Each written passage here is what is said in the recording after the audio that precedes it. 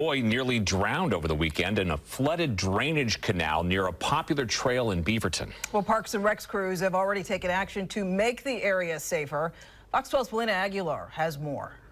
It can be emotional for me as a neighbor and a parent to know that somebody in this neighborhood is going through this. A terrible incident on a popular trail near Bridle Hills Drive in Beaverton. On Saturday, the young boy was playing in the area and leaned on a fence separating the trail from the drainage canal. It wasn't stable enough. That's when it gave way and the boy fell in. Police say this came after a relative of the boy had tried to prop the fence back up at some point prior to Saturday's incident.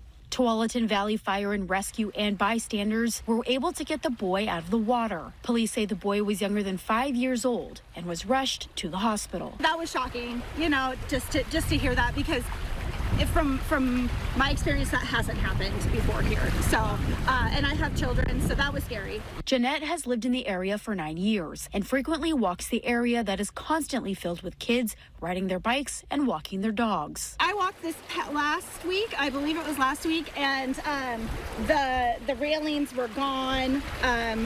Or down at least. So, he even tried, my dog tried to kind of jump in at one point as well. Tualatin Hills Park and Rec District say they own and maintain the trail. And since the incident, they've installed a new split rail fence. This incident doesn't have to happen. This family doesn't have to go through what they're going through. This child doesn't have to be traumatized. Neighbors say the trail floods during heavy rain. This is a picture from January 2022. During the winter months, this path will be flooded when there's heavy rain because it has a small space to go through.